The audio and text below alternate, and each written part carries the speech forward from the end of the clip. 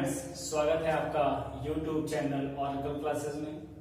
दोस्तों, हम लोगों ने अपने पिछले वीडियो में ये देखा कि किस प्रकार से एक डीसी मोटर को बनाया जाता है, कैसे हम लोग उसमें बैक ईएमएफ प्रोड्यूस कराते हैं, टार्क कैसे डेवलप होता है, डीसी मोटर की कैसे स्पीड को कंट्रोल किया जा सकता है और उसके घूमने की दिशा को कैसे रिवर्स किया जा सकता है।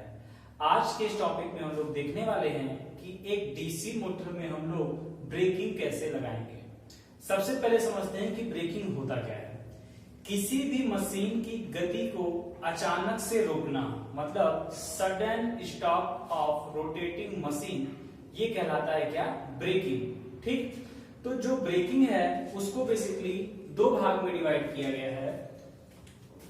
एक होती है मैकेनिकल ब्रेकिंग और दूसरी होती है इलेक्ट्रिकल ब्रेकिंग। मैकेनिकल यानी यांत्रिक विधि द्वारा हम लोग ब्रेक लगाएंगे और इलेक्ट्रिकल मेथड या फिर इलेक्ट्रिकल ब्रेकिंग, विद्युत ब्रेकिंग। तो जो मैकेनिकल ब्रेकिंग है, जैसे हम लोग की साइकिल होती है उसमें रबड़ लगा होता है रिम के साथ, तो वो जो रबड़ है वो एक प्रकार से क्या है? मैकेनिकल ब्रेकिंग के अंतर्गत आएगा कि उस साइकिल की स्पीड को क्या करेगा? घटाते घटाते जीरो कर देगा और साइकिल क्या होगी? रुक जाएगी। ऐसे ही जो डीसी मोटर हैं वो ट्रैक्शन के क्षेत्र में भी प्रयोग में लाए जा रहे हैं। तो जब ट्रेन चल रही है तो उसको रोकना, प्लेटफॉर्म है उसको क्या है? रोकने की भी आवश्यकता पड़ेगी, यानी उसकी स्पीड को धीरे धीरे कम करते करते हम लोग को क्या करना है? जीरो पर लेके आना है, या फिर अचानक से ही ब्रेकिंग लगाने की आवश्यकता पड़ जाती है। तो उसके लिए हम लोग दोनों मेथड, मैकेनिकल और इलेक्ट्रिकल, ट्रेनों में मैकेनिकल और इलेक्ट्रिकल दोनों मेथड्स यूज में लाए जाते हैं। तो मैकेनिकल मेथड तो अलग है, हम लोग देखेंगे इलेक्ट्रिकल मेथड में कैसे हम लोग डीसी मोटर में ब्रेकिंग करेंगे। तो जो इलेक्ट्रिकल ब्रेकिंग है इसको हम लोग तीन भागों में बांट सकते हैं, या फिर कह सकते हैं कि ये तीन प्रकार से उत्पन्न की जा सकती है, लगाई जा सकती है। पहला मेथड है इसका रिहास्टेड मेथड, रिहास्टेड, या फिर इसको हम लोग डायनामिक मेथड भी कह सकते हैं, डायनामिक ब्रेकिंग मेथड। ठीक, दूसरा होता है प्लगिंग ब्रेकिंग और तीसरी होती है रीजनरेटिव ब्रेकिंग। तो डीसी मोटर में ब्रेकिंग की तीन विधियां हैं, रिहास्टेड या फिर डायनामिक मेथड ब्रेकिंग का, दूसरा है प्लगिंग ब्रेकिंग मेथड और तीसरा है रीजनरेटिव ब्रेकिंग मेथड। अब ऑब्जेक्टिव में यही से डायरेक्टली क्वेश्चन पूछ लिए जाते हैं। ठीक, जैसे क्या पूछ लेगा कि निम्नलिखित में से किस ब्रेकिंग की विधि में सबसे अधिक बलागुण हमको प्राप्त होगा? तो हम लोग का जवाब रहने वाला है प्लगिंग, यानी जो प्लगिंग ब्रेकिंग है इसमें हम लोग को मैक्सिमम टार्क मिलेगा। ठीक, फिर जो रीजनरेटिव ब्रेकिंग है ये सबसे ज्यादा इकोनॉमिकल मेथड है। ब्रेकिंग का जो सबसे इकोनॉमिकल मेथड है वो रीजनरेटिव ब्रेकिंग रहने वाला है। तीन प्रकार की ब्रेकिंग हो गई। अब हम लोग ये देखेंगे कि किस विधि में किस प्रकार से हम लोग ब्रेक को लगाएंगे। चलिए स्टार्ट करते हैं। तो ब्रेकिंग का मतलब ये था कि जो मशीन हम लोग की रन कर रही थी उसको रोकना है। तो अगर कोई चीज है उस पे इधर से बल लगाया जा रहा है, उतना ही बल हम लोग इस दिशा से भी लगा देंगे तो मशीन क्या होगी? वहीं पे रुक जाएगी। ठीक, रुक जाएगी वहीं पे। लेकिन यहाँ पे मशीन क्या है? रोटेट कर रही है, यानी यहाँ पर क्या होगा? बलागुण होगा, टार्क होगा।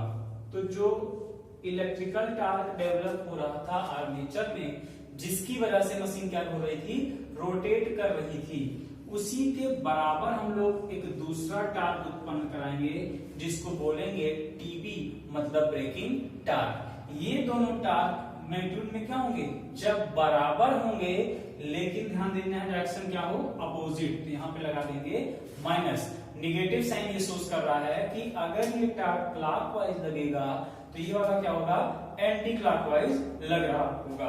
तो दोनों के मैग्नीट्यूड बराबर हो जाएंगे तो दिशा में विपरीत होने के कारण जो भी मशीन रोटेट कर रही है वो क्या होगी? वहीं पे रुक जाने वाली है। ठीक, तो अगर हम लोग ध्यान से समझें तो हम लोगों ने टॉर्क का पिछले वीडियो में देखा था, जनरल इक्वेशन होता है K फाई IA। ठीक, फाई मतलब फील्ड वाइंडिंग के फ्लक्स, IA मतलब आर्मेचर में बहने वाली धारा। तो हम लोगों ने पढ़ा था कि फाई या फिर IA की दिशा को बदलकर हम लोग मोटर के घूमने की दिशा भी बदल सकते हैं। तो अगर उसी चीज को हम कंटिन्यू रखेंगे तो एक कंडीशन आएगी कि मशीन पहले 1500 पे थी, जब दिशा बदली गई तो भाई जो टॉर्क क्लॉकवाइज चल रहा था, दिशा बदलने मतलब वो क्या होगा, एंटी क्लॉकवाइज चलने लगेगा और मशीन वहीं पे क्या होगी, रुक जाने वाली है। तो जो ब्रेकिंग की तीनों विधियां थी, रिजनरेटिव ब्रेकिंग, चाहे आपका प्लगिंग ब्रेकिंग और चाहे हम लोग का रीहास्टेड ब्रेकिंग हो, उन तीनों में हमको करना यही है कि जो टॉर्क डेवलप हो रहा है उसके बराबर और अपोजिट डायरेक्शन में हम लोग को टॉर्क उत्पन्न कराना होगा। तो चलिए हम लोग देखते हैं सबसे पहले ब्रेकिंग यानी रीहास्टेड ब्रेकिंग में हम लोग क्या करेंगे। ठीक, चलिए तो पहला हम लोग का है रीहास्टेड ब्रेकिंग, या फिर हम लोगों ने पढ़ा इसका नाम क्या है, डायनेमिक ब्रेकिंग। रीहास्टेड ब्रेकिंग तो चलिए शंट को लेकर समझते हैं कि हम लोग के पास सपोज दैट एक डीसी शंट मोटर था। ये हो गया डीसी शंट मोटर, ये इसकी सप्लाई, V वोल्ट की सप्लाई दी गई थी। यहाँ पे बैक ईएमएफ उत्पन्न हो रहा था EV। बैक ईएमएफ इसलिए बोला गया था क्योंकि ये ईएमएफ सप्लाई वोल्टेज का क्या कर रहा था, अपोज कर रहा था, विरोध कर रहा था। यहाँ पे करंट जाएगी ISH। ठीक, अभी मशीन में टॉर्क डेवलप हो रहा है K फाई IA, जिसके कारण हम लोग का मोटर किसी भी दिशा में मान लेते हैं क्लॉकवाइज ही रोटेट कर रहा है।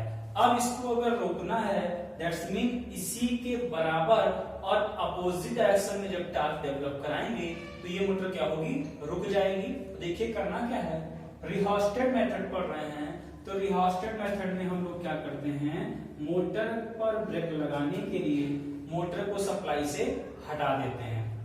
देखिए हटा दिए ऐसे नहीं मोटर तो रुक जाएगा। भाई आपकी बाइक है, आपकी बाइक चल रही है, अगर आप उस स्विच को ऑफ कर दोगे, स्विच बाइक को ऑफ कर दोगे तो क्या बाइक वहीं रुक जाएगी, नहीं। उसके पास तो भी स्पीड है, 1500 पे वो चल रही है, धीरे धीरे क्या होगा, 1500 आरपीएम मोटर जो 1500 पे है 1400 धीरे धीरे करते करते 0 आरपीएम पे आएगा, तब कहीं जाकर रुकेगा।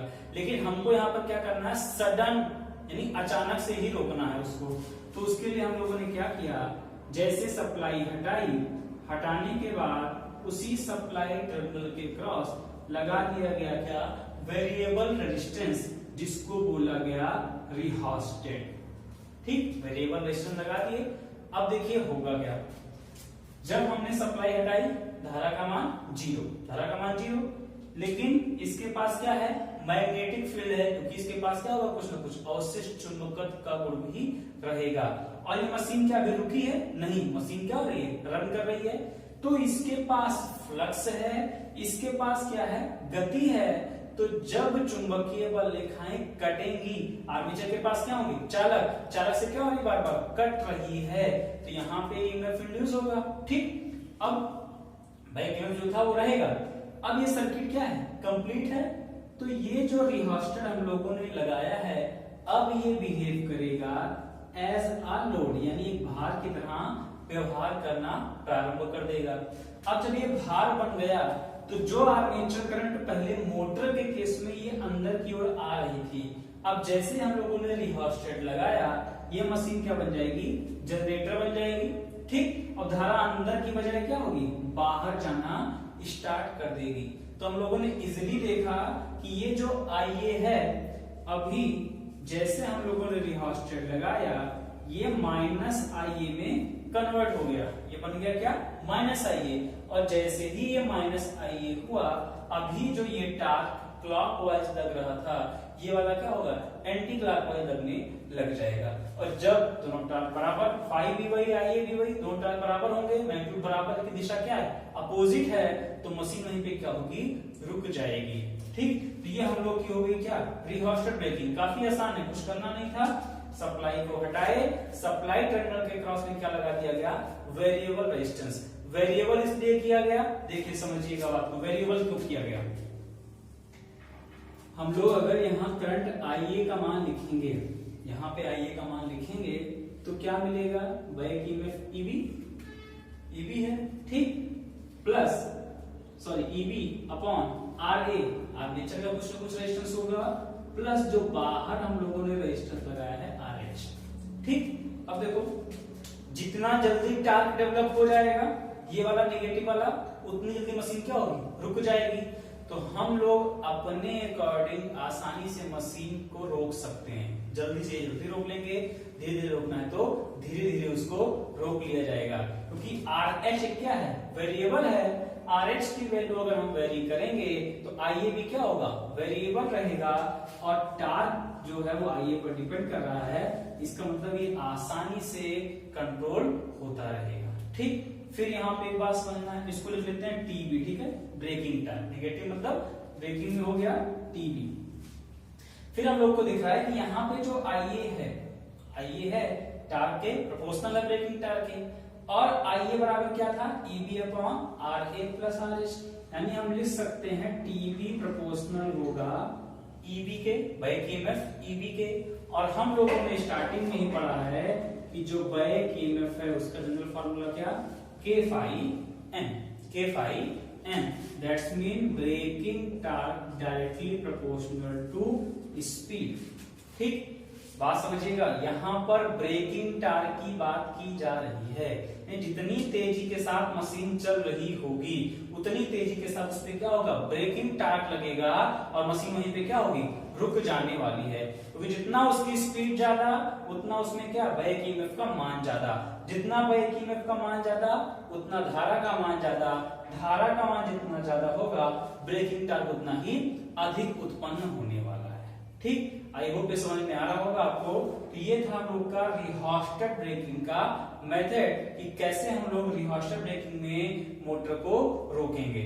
और यहाँ पे निष्कर्ष निकल के आया कि ब्रेकिंग टार्क जो है वो स्पीड पर डायरेक्टली प्रोपोर्शनल है, यानी अगर मोटर तेजी के साथ चल रहा है तो तेजी के साथ रुक भी जाएगा जब हम लोग उसमें रिहॉस्टेड ब्रेकिंग का यूज करेंगे, ठीक। चलिए अब हम लोग अपना दूसरा मेथड देखते हैं, प्लगिंग मेथड। प्लगिंग, तो प्लगिंग मतलब होता है कि हम लोग उसमें सप्लाई को ही चेंज कर देंगे। अब कहां की सप्लाई चेंज कर देंगे ये हमको देखना है। दूसरा मेथड है प्लगिंग।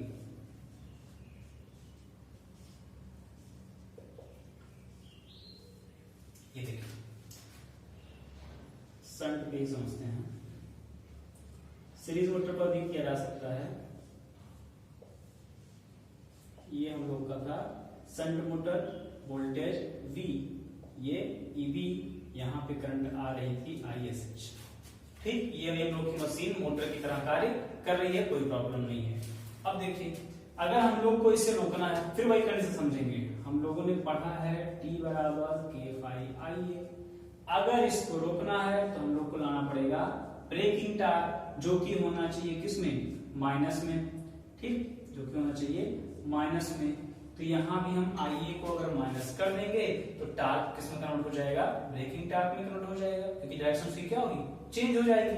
अब ये करेंगे कैसे, देखिए तो जो पढ़े हो मोटर की दिशा बदलने की विधि वही चीज है, बस अंतर क्या है, दिशा जब बदलनी होती है तो मशीन को रोक देते हैं, पहले सप्लाई से निकाले, मशीन रुक गई, बाद में उसके टर्मिनल को क्या करिए, चेंज कर दिए।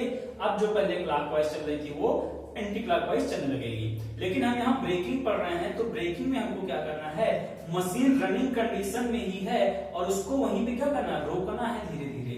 तो ये चलती हुई कंडीशन में ही किया जाएगा। तो किए क्या, हम लोगों ने ये जो आर्मेचर का टर्मिनल था, ठीक, आर्मेचर टर्मिनल था, इसको हमने यहाँ और इसको हमने यहाँ चेंज कर दिया। तो उससे हुआ क्या, जो करंट अभी डायरेक्टली ऊपर से आ जा रही थी, ठीक, अब वो क्या होगी, नीचे से होकर तब ऊपर जाएगी। और जैसे धारा की दिशा बदली, जो करंट पॉजिटिव थी वो क्या हो जाएगी, निगेटिव हो जाएगी। और जैसे धारा निगेटिव हुई, यानी धारा की दिशा बदली, तो जो चालक पे बल लग रहा था उस दिशा में क्या होगी, बदल जाने वाली है। और उसकी दिशा बदली मतलब कि ब्रेकिंग टार्क हम लोग का कार्य करना प्रारंभ कर दिया। फिर आप कहेंगे कि फ्लक्स को भी तो निगेटिव कर सकते थे, बिल्कुल फ्लक्स को भी निगेटिव कर सकते हैं, यानी आर्मेचर के टर्मिनल को ना बदला जाए। देखिए ये हम लोग का मोटर, ये हम लोग का मोटर सप्लाई से इसको अलग भी नहीं करना, चलने देना, ठीक है। करना क्या है, ये इसको यहाँ टच कर दीजिए, इसको यहाँ टच कर दीजिए, कनेक्शन को इंटरचेंज कर दिए। जैसे इंटरचेंज किए, T बराबर के वही है, आइए देखिए ऊपर से नीचे ही आ रहा वही है, बस फ्लक्स क्या हो गया है, माइनस में हो गया है, क्योंकि धारा जो इस शंट वाइंडिंग में बह रही थी उसकी दिशा क्या हो गई है, अपोजिट हो गई है। और अगर धारा की दिशा बदली तो ऑयस्टेड के नियमानुसार उसमें बहने वाला जो उससे फ्लक्स उत्पन्न हो रही है दिशा भी क्या होगी, बदल जाएगी, ठीक। तो ये भी इसमें कन्वर्ट हो गया ब्रेकिंग टॉर्क में, मतलब निगेटिव टॉर्क हमको मिलना स्टार्ट हो गया, ठीक। तो हम लोग यही इसीलिए हमने देखा कि जो ब्रेकिंग टॉर्क है प्लगिंग में हम लोग को सबसे ज्यादा मिलेगा, ठीक। चलिए अब हम लोग देखते हैं आगे रीजनरेटिव ब्रेकिंग। तो ये ब्रेकिंग का मेथड, रीजनरेटिव ब्रेकिंग का मेथड सबसे ज्यादा इकोनॉमिकल है। क्यों? क्योंकि इसमें हम लोगों का कुछ लगाने की जरूरत ही नहीं है, ये ऑटोमेटिक ब्रेक लगना स्टार्ट हो जाएगा। कब? तो ओवरहॉलिंग की कंडीशन में, यानी कि जब भी रेलगाड़ी जो है वो ऊंचाई वाले स्थान से नीचे की ओर आ रही होगी तो यहाँ पे रीजनरेटिव ब्रेकिंग ऑटोमेटिक लगना स्टार्ट हो जाएगी। कैसे? देखते हैं। मान लिए कि ये हम लोग का संट को लेकर समझ रहे हैं, ये हम लोगों का संट। सीरीज मोटर में रीजनरेटिव ब्रेकिंग नहीं लगाई जा सकती, ये भी याद रखिएगा। अभी क्यों नहीं लगाई जा सकती उसका जवाब भी आपको मिल जाएगा। ये हो गया, ठीक। अब हम लोगों ने कहा कि EB जो था वो K∅N ये होता है, ठीक है। टार्क T बराबर K∅IA, ये भी हम लोगों ने पढ़ा है। इतनी चीजें, इतनी कंडीशन के साथ हम लोग की जो सन मोटर थी अभी वो रन कर रही थी, चल रही थी। अब हुआ यूं कि वो ऊंचाई वाले स्थान से नीचे की ओर उतर रही है, ठीक। रेलगाड़ी है, ट्रेन है, वो ऊंचाई वाले स्थान से नीचे की ओर आ रही है।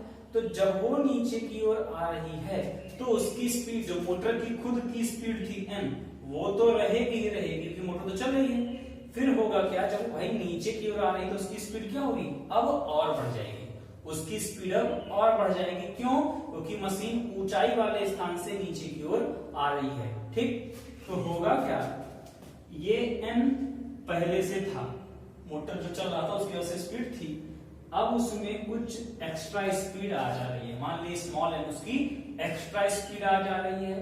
तो इस स्पीड की वजह से जो बैक ईएमएफ है उसका मान क्या होगा, चेंज हो जाएगा, उसका मान चेंज हो जाएगा। तो हम लोग ने ये पढ़ा मोटर के केस में कि V बराबर होता है EB माइनस IARA, V बराबर EB प्लस IARA, ये सप्लाई वोल्टेज V बराबर EB प्लस यहाँ पे क्या है, करंट आएगी IA, ये हो जाएगा आर्मेचर रेजिस्टेंस RA, ठीक। तो अगर वोल्टेज और बैक ईएमएफ में देखा जाए तो वोल्टेज ज्यादा होगा, बैक ईएमएफ क्या होगा, कम होगा। कब? जब मशीन रन कर रही है एज अ मोटर। लेकिन जैसे ही वो ऊंचाई वाले स्थान से नीचे की ओर आ रही है, अभी मशीन मोटर ही है, लेकिन हुआ क्या, उसकी जो मोटर की स्पीड थी प्लस ऊपर वाले स्थान से नीचे की ओर आने के कारण उसकी स्पीड क्या होगी, थोड़ी सी बढ़ गई। जैसे ही स्पीड बढ़ी तो हम लोगों को मिला ये पूरे वैल्यू क्या होगी, बढ़ी। तो जो बैक ईएमएफ है उसका मान भी क्या होगा, बढ़ जाएगा। एक कंडीशन हमको ये मिलेगी कि नाउ बैक ईएमएफ जो है वो ग्रेटर हो जाएगा किससे, सप्लाई वोल्टेज से, यानी सप्लाई वोल्टेज कम हो जाएगा लेकिन बैक ईएमएफ क्या हो जाएगा, ज्यादा हो जाएगा, ठीक। अब अपनी थ्योरी पे आते हैं। हम लोगों ने पढ़ा है करंट किधर बहती है, हाई पोटेंशियल से लो पोटेंशियल की ओर। जब तक मशीन मोटर थी तब तक कंडीशन क्या था, वोल्टेज का मान ज्यादा था, बैक ईएमएफ का मान क्या था, कम था। वोल्टेज का मान ज्यादा सप्लाई वोल्टेज का, बैक ईएमएफ का मान कम था। करंट क्या हो रही थी, ऊपर से नीचे की ओर आ रही थी। लेकिन जैसे ही मशीन ओवरहालिंग कंडीशन में आई, मतलब ऊंचाई वाले स्थान से नीचे की ओर आई, तो वोल्टेज का मान कम हो गया, बैक ईएमएफ का मान क्या हो गया, ज्यादा। क्यों ऐसा हुआ? क्योंकि उसकी गति क्या हो गई है, बढ़ गई है। अब जब ये ऐसा हुआ तो जो करंट अभी तक ऊपर से नीचे की ओर आ रही थी वो क्या होगी भाई, हाई पोटेंशियल से लो पोटेंशियल की ओर, यानी ईबी ज्यादा है, ईबी की वैल्यू क्या है, ज्यादा है, और जो सप्लाई वोल्टेज भी उसका मान क्या है, कम है, तो करंट अंदर से क्या होगी, बाहर की ओर आएगी। ठीक, करंट आर्मेचर से निकलकर सप्लाई तक जाना स्टार्ट कर देगी। क्यों? क्योंकि ईबी कम ज्यादा है, वी क्या है, कम हो गया है, यानी आई ए अब निगेटिव हो गया है।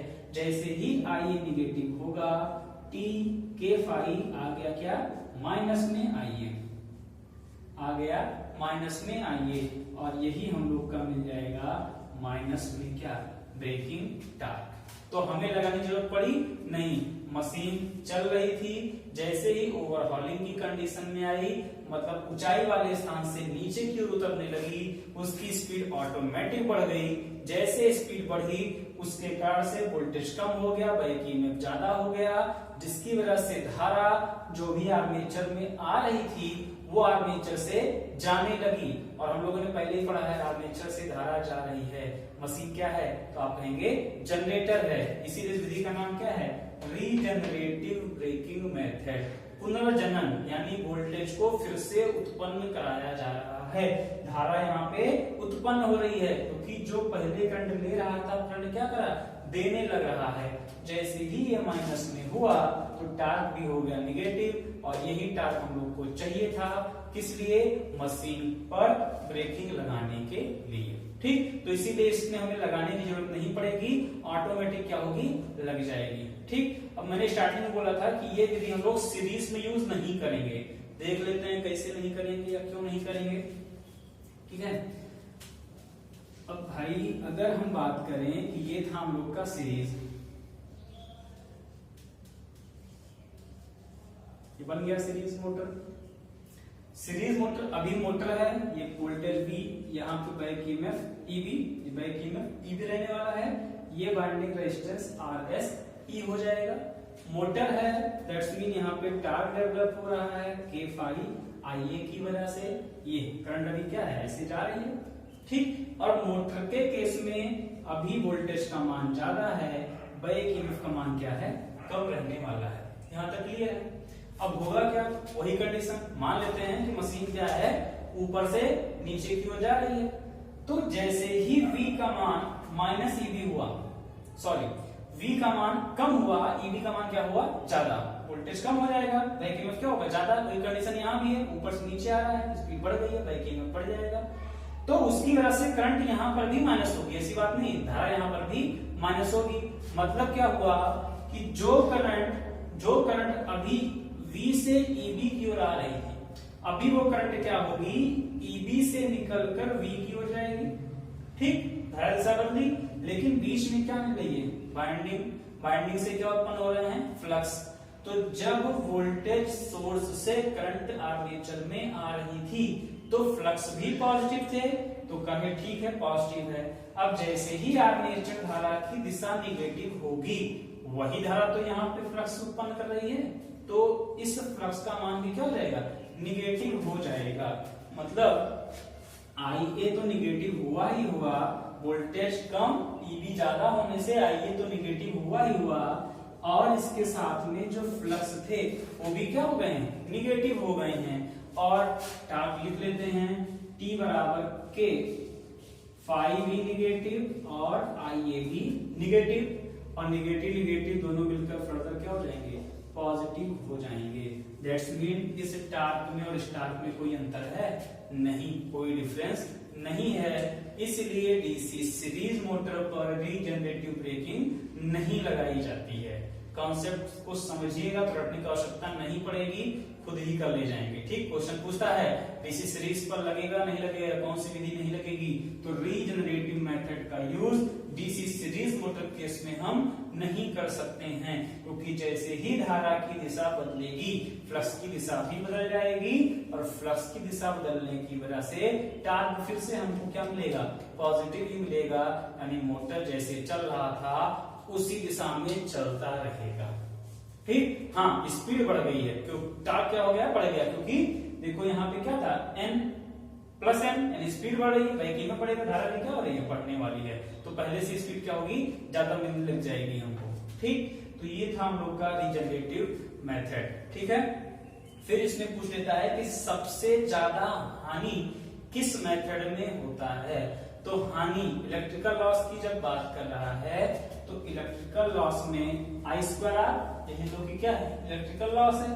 बाकी तो यहाँ पे एडी करंट, हिस्टैरिसीस लॉस, ये सब तो हो रही थी, उसमें कोई दिक्कत नहीं है। लेकिन जो हम लोग सबसे पहला मेथड पढ़े, रिहॉस्टेड ब्रेकिंग मेथड, रिहॉस्टेड ब्रेकिंग मेथड, तो रिहॉस्टेड ब्रेकिंग मेथड में हम लोग क्या कर रहे थे, बाहर से लगा रहे थे वेरिएबल रेजिस्टेंस। जैसे वेरिएबल रेजिस्टेंस लगाएंगे आई स्क्वायर आर हानियां क्या होंगी, बढ़ जाएंगी। तो रिहॉस्टेड ब्रेकिंग में जो लॉसेस हैं ये सबसे ज्यादा होती हैं। ठीक, ये याद रखिएगा। ठीक, चलिए ये इतना हम लोग का आज का टॉपिक था। आई होप आपको समझ में आया होगा। तो वीडियो को देखिए, कवर करिए टॉपिक को, और इस वीडियो को लाइक करिए, अगर अच्छा लगे दोस्तों के साथ शेयर करिए। Thanks for watching.